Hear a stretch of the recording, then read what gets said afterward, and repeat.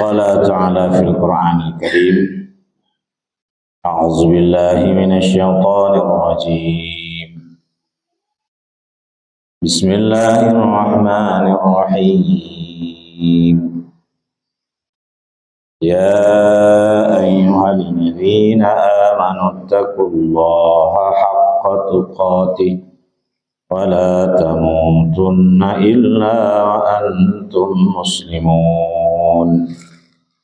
Hai orang-orang yang beriman, bertakwalah kamu kepada Allah dengan takwa yang sebenar-benarnya, dan janganlah kamu mati melainkan mati dalam keadaan sebagai seorang muslim.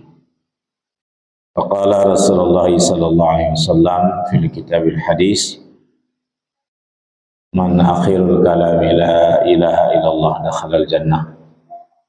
Barang siapa mati meyakini tidak ada yang disembah kecuali Allah, ucapan la ilaha illallah, maka wajiblah syurga atasnya.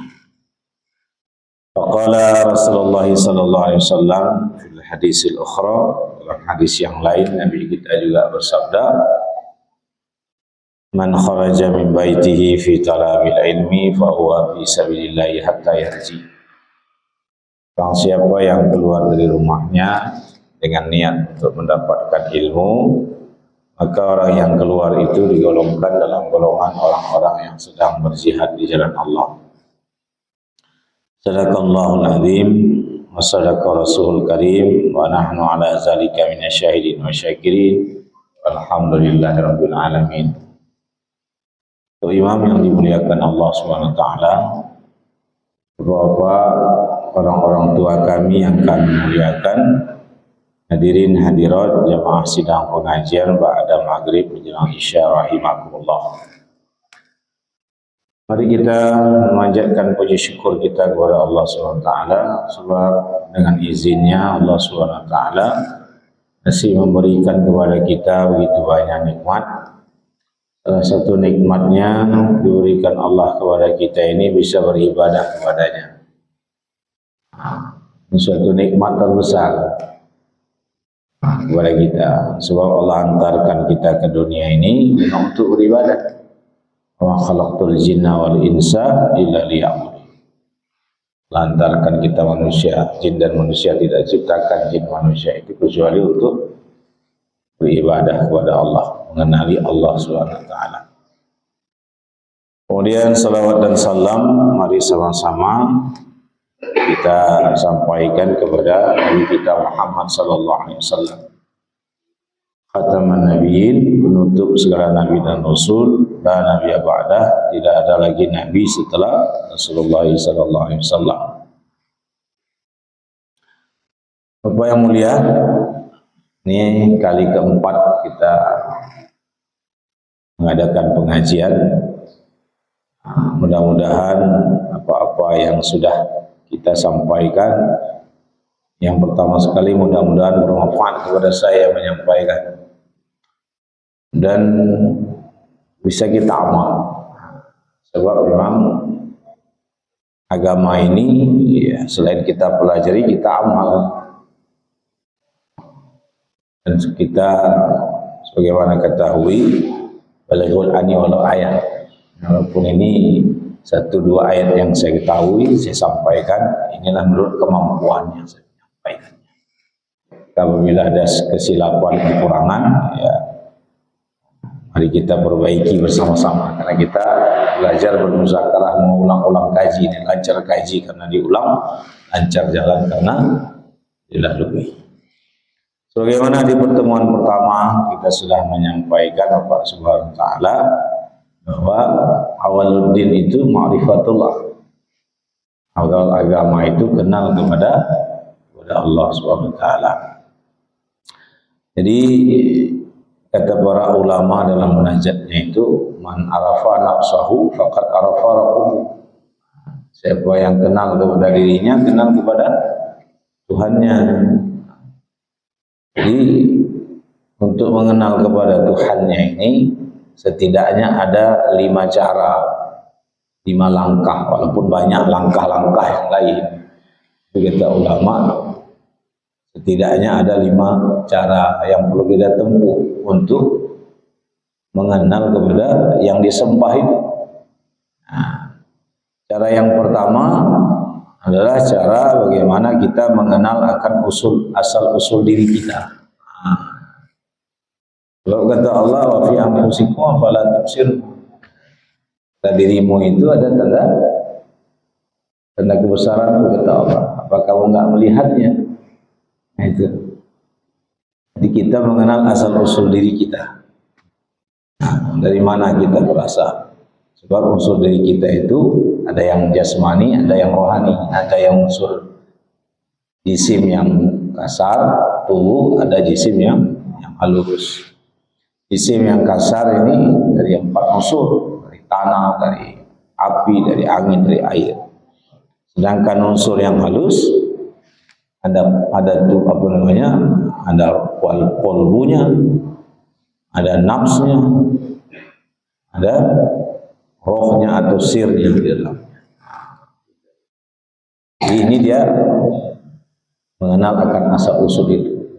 Dan tubuh ini tidak jadi dengan sendirinya, pasti ada yang menciptakan. Nah, itu dia yang pertama. Yang kedua, untuk mengenal akan Tuhannya itu dengan mengenal sifat-sifatnya. Mengenal akan sifat Allah Subhanahu wa taala. Yang mungkin kali ini malamnya akan kita bahas lebih lanjut. Yang ketiga, mungkin cara mengenal kepada yang disembah itu yaitu mematikan diri kita ini sebelum mati. Untuk mengenal diri kita, mengenal kepada yang disembah itu mematikan diri sebelum kita mati, supaya kita tahu mau kemana kita setelah mati ini.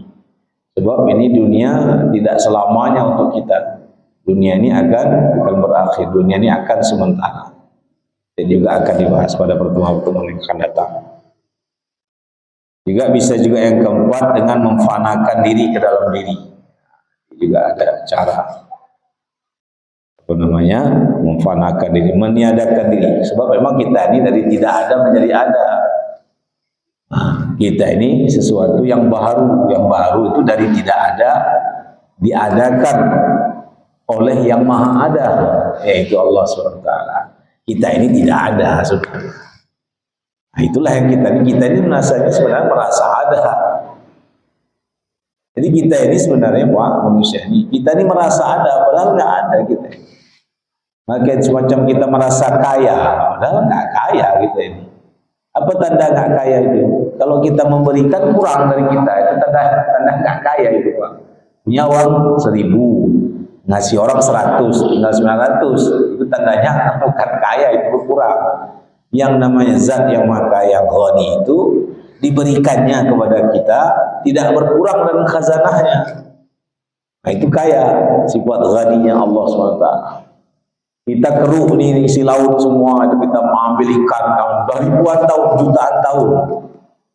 Tapi yang habis enggak juga kan? Ada aja ikan itu. Nah, itulah kaya. Nah, gitu juga kita ini. Ya. Kita ini merasa ada, padahal enggak ada. Yang ada kan padahal yang maha ada itu Allah SWT. Itu namanya mengenal Allah dengan cara memfanakan diri kepada diri. Ada juga cara. Kemudian yang kelima, mungkin melalui pengenalan kepada Allah melalui nurnya. Nah, itu nanti akan dibahas pelan-pelan. Jadi kita masuk yang kedua. Bapak Subhanahu wa taala mengenal kepada Allah dengan sifat-sifatnya. Nah, malam ini materi kita itu mengenal kepada Allah dengan cara mengenal sifat-sifatnya. Bapak Subhanahu wa taala, sifat-sifat Allah Ta'ala ini tidak terhingga, tidak terhitung banyaknya. Nah, cuma ulama merangkumnya dalam 20 sifat. Kesimpulan dari semua sifat-sifat Allah yang tidak terhingga itu, karena sesuatu yang berkaitan dengan Allah Ta'ala itu tidak terukur dan tidak berbilang. Termasuk sifatnya. Nggak sanggup kita berapanya, nggak terhingga, nggak tahu berapa jumlah. Bukan sejuta, bukan 1 miliar pun, namanya tidak terhingga. Cuman dari yang nama sifat-sifat Allah yang tidak terhingga itu, ulama menyimpulkannya dalam 20 sifat. Nah, itu aja dia. Disimpulkan dalam 20 sifat. Sebab kalau kita paham akan 20 sifat itu, kenallah kita kepada Tuhan. Sebab 20 sifat itu ada pada diri kita. Nah, itu. Sebab sifat yang 20 sifat itu ada pada diri kita. Sebab untuk mengenal Allah, bukti adanya Allah itu bisa mengenai alam kabir, itu namanya alam yang terbentang luas ini, itu untuk membuktikan adanya Allah, mengenal kepada Allah. Juga ada alam saghir. Alam kabir ini alam terbentang luas, langit, bumi, laut, matahari. Itu kan alam terbentang namanya. Cuman kan terlalu lebar. Untuk memahaminya terlalu luas. Kadang-kadang kemampuan nalar kita ini mungkin nggak sampai ke situ. Jadi ada juga cara mengenal kepada Allah ini pakai alam saghir, alam yang kecil. Alam saghir itulah nih tubuh kita ini. Sebab di tubuh kita ini ada semua alam kabir ada. Di alam luas nih ada air, di tubuh kita juga ada air, dalam tubuh ada udara, dalam tubuh kita juga ada udara, dalam dua alam terbentang ada pohon, tubuh kita juga ada pohon semua. Siapa bilang nggak ada, Pak? Maka Allah bilang wa fi anfusikum afala tubsirun. Pada dirimu itu ada tanda kebesaran kuat, ada kau tengok. Nengoknya jangan hanya pakai mata, tapi gunakan hati melihat. Ah, ini dia. Jadi 20 sifat itu Bapak SWT itu kesimpulan dari sifat Allah yang tidak terhingga itu. Disimpulkan di 20. Sebab kalau kita paham yang 20 ini pun, kenallah kepada Tuhan kita. Sebab man al-farabahu fasada jasaduhu. Sebab kalau kita sudah kenal kepada Tuhan kita ini, maka binasalah jasad kita ini. Masa kita baru yakin bahwa kita ini tidak ada. Gitu. Jadi Bapak SWT 20 sifat itu dari sifat wujud, qidam, baqo, khalafatu bil wadis, qiyamu bi nafsihi, wahdaniyat, ilmu, ayat, kudrat, iradat, sama, basar, kalam, qadirun, muridun, samihun, basyirun, ya kan, alimun, hayyun, mutakalimun. Yang 20 itu supaya mudah lagi mempelajarinya, ulama menyimpulkan dalam 4 sifat. Nah, itu dia. Yang tak terhingga dihimpunkan dalam 20 sifat, dari sifat wujud sampai sifat mutakalimun. Kemudian supaya kita memudahkan mempelajarinya tadi, mengenal sifatnya itu, yang 20 sifat itu disimpulkan kepada 4 sifat. Disimpulkan kepada 4 sifat. Yang pertama sifat nafsiyah namanya. Yang kedua sifat salbiyah. Yang ketiga sifat ma'ani. Yang keempat sifat maknawiyah. Itu 4 kesimpulan dari sifat 20 itu. 4 sifat ini disimpulkan lagi menjadi 1 sifat, namanya sifat nafsiyah, 1 sifat. Jadi yang tak terhingga, kalau dikecilkan lagi supaya kita mudah memahaminya, ke 20 sifat, 20 sifat ini disimpulkan lagi supaya mudah ke 4 sifat. 4 sifat ini disimpulkan dalam 1 sifat intinya.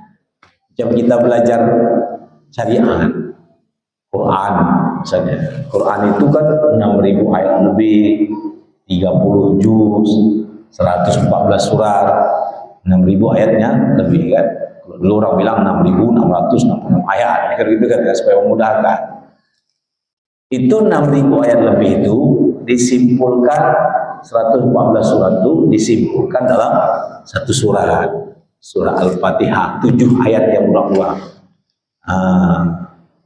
Kan dikatakan 7 ayat berulang-ulang, jadi 6000 ayat kalau disimpulkan menjadi 7 ayat, atau surah Al-Fatihah 30 surat, 30 juz itu 114 surat disimpulkan dalam satu surat aja, surah Al-Fatihah. Surat Al-Fatihah pun kalau disimpulkan lagi menjadi Bismillah. Inti daripada keseluruhan isi Quran itulah Bismillahirrahmanirrahim. Bismillah pun dikecilkan lagi menjadi Ba. Ba pun dikecilkan lagi menjadi titik Ba. Nah, inilah dia sebenarnya kesimpulan saya memudahkan pelajari mengenal kepada yang disembah. Alhamdulillah. Jadi Bapak SWT, jadi 20 sifat itu bagi 4. Yang pertama sifat nafsiyah. Sifat nafsiyah ini sifat yang wajib ada pada Allah. Memang ada dengan sendirinya. Itulah satu sifatnya. Sifat nafsiyah ini satu. Namanya sifat wujud. Atau disifat dikatakan wajibul wujud. Wajib adanya Allah SWT. Kemudian sifat salbiyah ini ada 5. Siapa itu sifat salbiyah? Sifat yang menolak sifat yang tidak pantas disematkan kepada Allah. Menolak sifat-sifat yang tidak pantas disematkan kepada Allah. Yang pertama, baqo. Qidam, baqo, mukhalafatul hawadis, qiyam bi nafsihi, wahdaniyah. Jadi ada 5 sifat nafsiyah itu, sifat salbiyah itu. Ada 5 dia. Ya, sedia, baqo kekal, kemudian mukhalafatul hawadis, berbeda dia, tidak serupa dengan makhluk ciptaannya, tidak ada yang serupa dengan dia, tidak ada yang seperti yang menyerupai seperti dia. Kemudian qiyamu bi nafsi, berdiri dengan sendirinya, tidak di langit, tidak di bumi, tidak di atas, tidak di bawah, tidak di depan, tidak di belakang, tidak bertempat dia. Kalau bertempat, makhluklah dia itu. Jadi yang kita bilang Tuhan itu di langit, berarti Tuhan di langit, bertempatlah dia. Jadi itu Nabi Muhammad jumpa di langit. Nabi Muhammad jumpa di langit sebab Nabi kita kan manusia. Manusia perlu tempat untuk berjumpa. Maka tempat tertinggi dari ciptaan Allah, makhluk ciptaan Allah yang tertinggi, terbesar dan termegah itu aras. Makanya dibawalah untuk kemuliaan Nabi sebagai Habibullah ini, kekasih Allah ini, diistimewakan. Diistimewakan, dibawalah ke arsy ilahi, yaitu al-mustawa, tempat yang tertinggi. Nabi Musa kok jumpa di Bukit Tursina? Allah milihnya Bukit Tursina, bukan berarti Allah juga tinggal di Bukit Tursina. Nabi Musa selaku manusia perlu tempat berjumpa dengan Allah. Allah nggak pakai tempat, cuma karena Nabi Musa di manusia perlu tempat untuk berjumpa dengan Allah, maka Allah memilih tempat sucinya itu Tursina, Bukit Tursina, Bukit Tua itu. Maka ketika Nabi Musa naik ke Bukit Tursina, dia pakai tongkat, pakai selop, pakai jubah. Waktu dia naik begitu, kata Allah, ya Musa, ini tua tempat suci, tinggalkan tongkatmu di bawah, buka selopmu. Maka Nabi Musa pun buka selopnya, taruh tongkatnya, merayap, jumpa Allah di tua, di Bukit Tursina. Nabi Muhammad ketika Isra Mi'raj diundang Allah ke sana, teringat kisah Nabi Musa ini. Sampai ke arsy ilahi, Nabi Muhammad pun teringat. Nabi Musa ditegur Allah karena pakai selop di Bukit Tua itu kan. Nabi Muhammad pun buka selop. Waktu Nabi buka selop, kata Allah, ya Muhammad, jangan buka selop. Sebab arsiku ini kepingin dipijak dengan selopmu itu. Maka Nabi Muhammad SAW naik ke arsy ilahi, tidak buka selop, tidak taruh tungkat, pakai jubah, pakai sorban, bertungkat, berselop, naik jumpa Allah ke Al-Mustawa. Maka Nabi Muhammad itu ketika sudah wafat, sudah turun ke bumi balik. Nabi Muhammad sudah wafat. Jadi baju Nabi yang jumpa Allah dan kena nur dalam Allah itu disimpan oleh Ibunda Siti Aisyah. Ketika sahabat-sahabat sakit demam atau apa, mengambil keberkahan, datang ke rumah Ibunda Siti Aisyah. Wahai Ibunda, ada enggak jubah Nabi yang naik ke langit itu masih disimpan? Ada. Untuk apa? Tolong rendamkan airnya. Tolong direndamkan. Airnya diminum sahabat untuk ambil keberkahan, nolak barokah namanya. Maka kalau barokah itu ya dengan jubah Nabi itu. Itu dia Bapak Subhanahu wa taala. Jadi itu dia. Jadi Bapak Subhanahu wa taala, jadi qiyamu binafsi, berdiri dengan sendirinya, tidak berdiri pakai tempat. Kemudian wahdaniyah yang kelima. Sifat wahdaniyah adalah keesaan Allah, sifat keesaannya. Itu 5 sifat nafsiyah.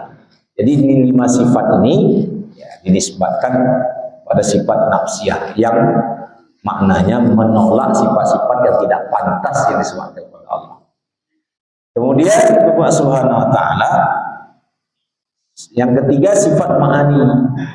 Ma'ani sifat zahir yang dinampakkan oleh Allah Subhanahu wa taala yang nanti ada dizahirkan pada tubuh manusia ini.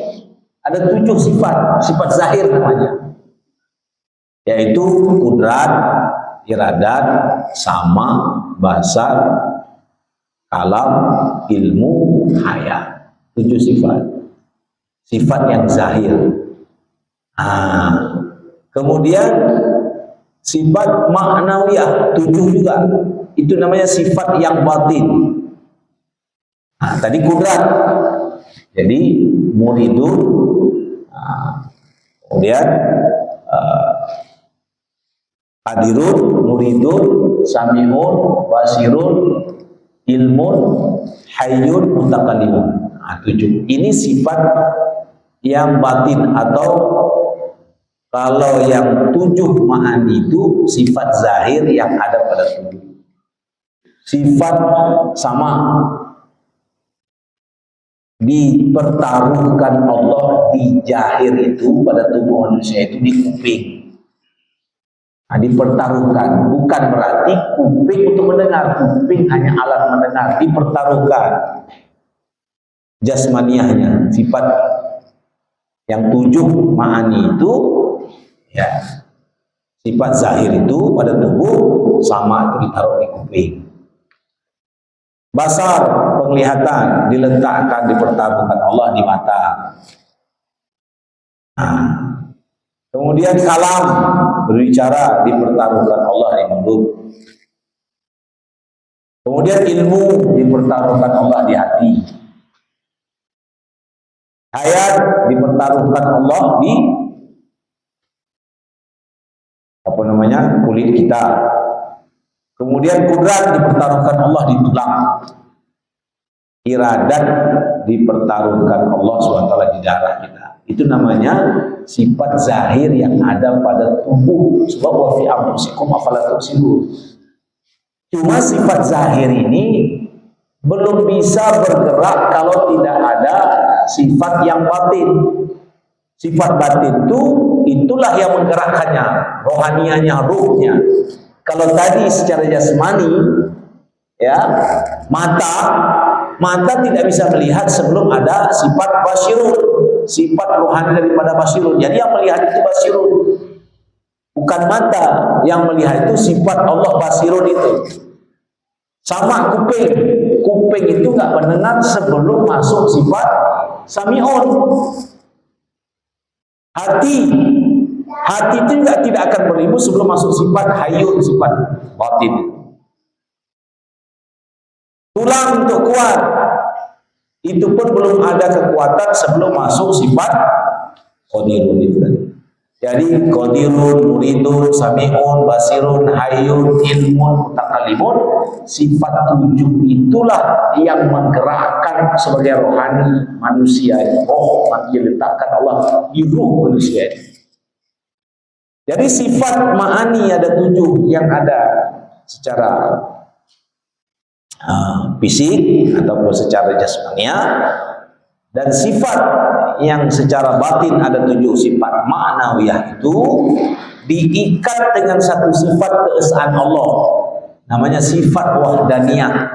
7 ma'ani, 7 ma'nawiyah, sifat jasmani dan sifat rohani, sifat zahir dan sifat batin disatukan supaya dia hidup, disatukan diikat dengan sifat wahdaniyah, keesaan, sifat keesaan Allah.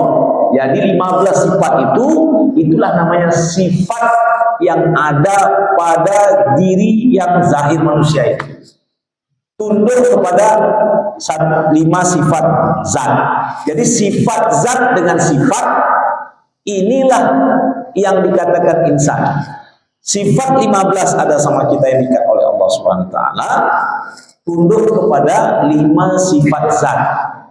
5 sifat zat itulah wujudnya Allah SWT, qidamnya Allah SWT, baqonya Allah SWT, mukhalafatul lil hawadis, qiyamuhu bi nafsihi. 5 sifat ini sifat zat namanya. 15 itulah sifat yang ada pada diri yang baik. Maka 15 ditambah 5 itulah sifat 20 yang dikatakan wa fi anfusikum afala tubsirun. Jadi sifat dengan zat tidak bisa dipisahkan. Sebagaimana gula dengan manisnya.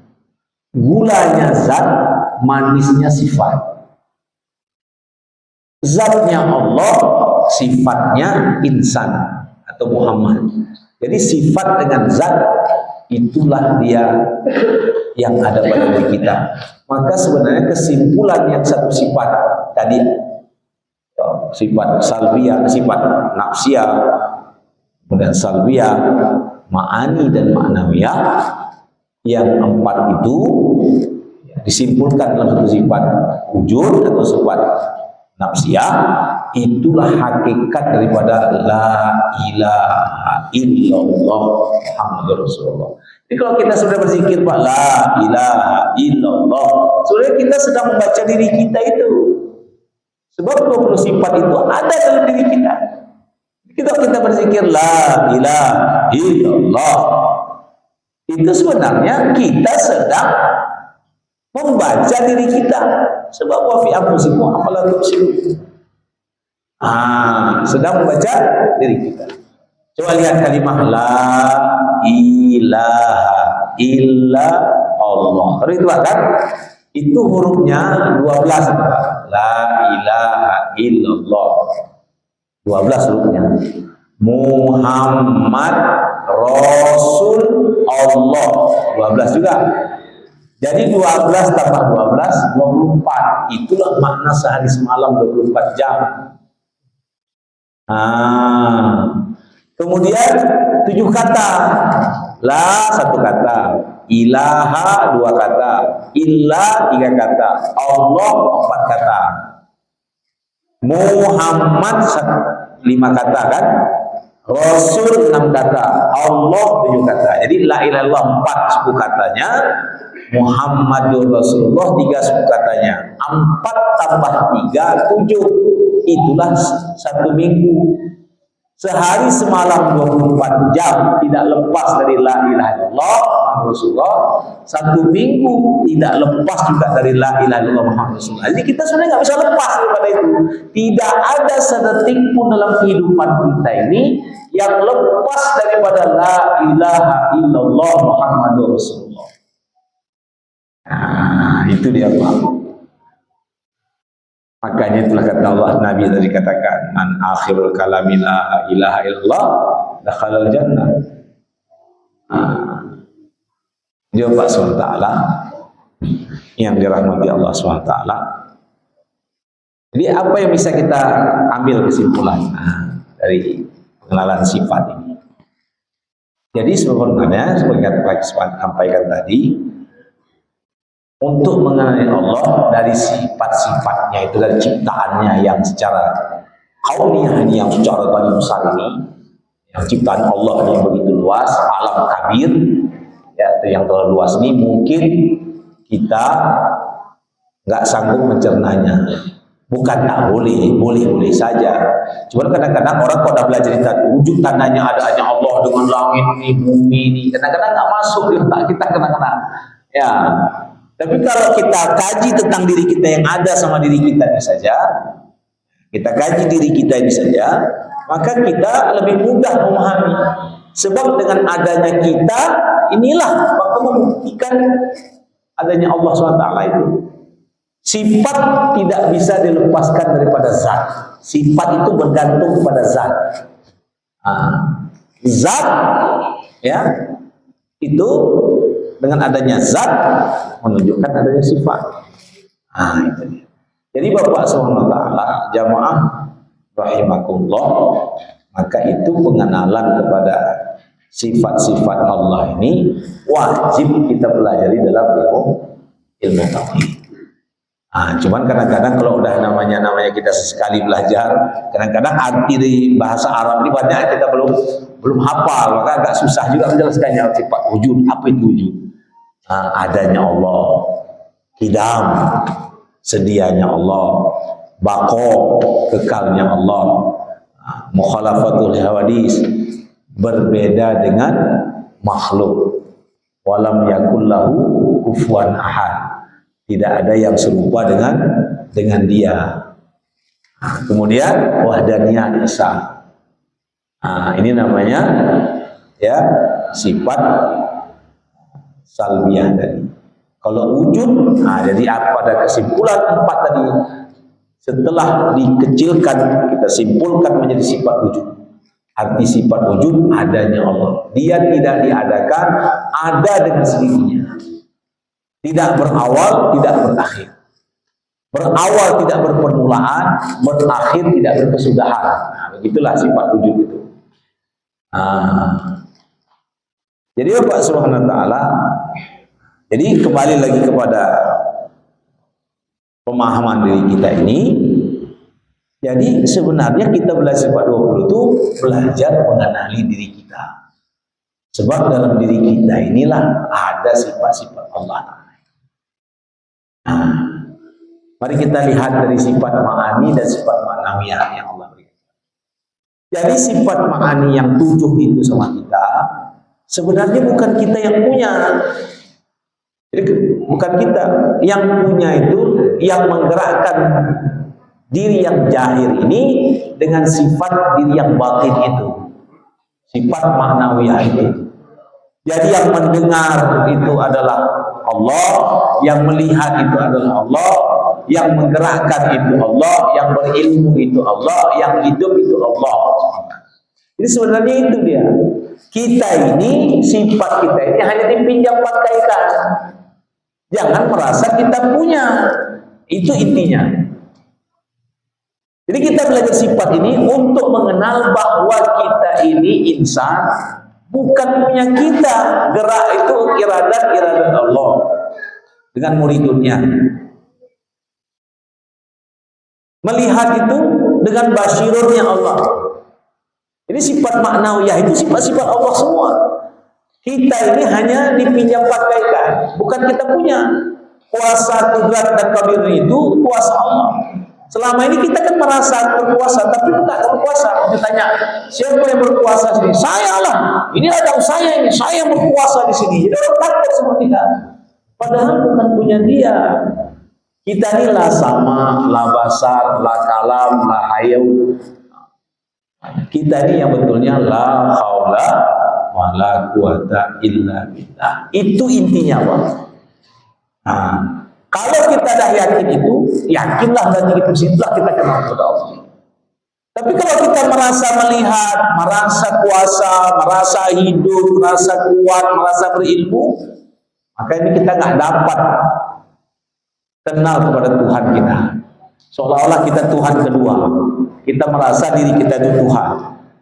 Padahal kalau bukan karena ilmu yang diberikan Allah, maka kita ini sedikit pun tidak tahu. Iqra bismi rabbikal ladzi khalaq, khalaqal insana min 'alaq. Iqra rabbukal akram, alladzi 'allama bil qalam, 'allamal insana ma lam ya'lam. Dia yang mengajarkan kita dari tidak tahu menjadi tahu. Jadi itu kesimpulan Bapak Subhanahu wa taala dari pengajian mengenal kepada sifatnya. Intinya, kesimpulannya bahwa dari sifat 20 itu, keempat sifat dari mulai salbi, nafsiyah, salbiyah, ma'aniyah, ma'anawiyah disimpulkan kepada satu sifat. Satu sifat itu sifat nafsiyah, wujud adanya Allah, bahwa dengan adanya Allah baru adanya kita. Sebab kita dijadikan oleh Allah. Dan 20 sifat itu ada pada diri kita. Sebab sifat zat yang 15 itu 7 yang ma'ani, 7 ma'nawiyah diikat dengan sifat wadaniyah, tidak bisa lepas dari zat Allah yang 5, yang wujud, tidak bako, mukhalafatul hawadis, ia binafsi. Ini sifat zat yang 5 ini. Jadi zat dengan sifat yang 15 ini nggak bisa dipisahkan. Sebagaimana gula dengan manisnya, garam dengan asinnya. Macam mana misahkan garam dengan asinnya? Nggak bisa. Begitu juga kita. Jadi yang menggerakkan ini Allah, izin Allah. Yang melihat dengan izin Allah. Jadi kesimpulan intinya apa?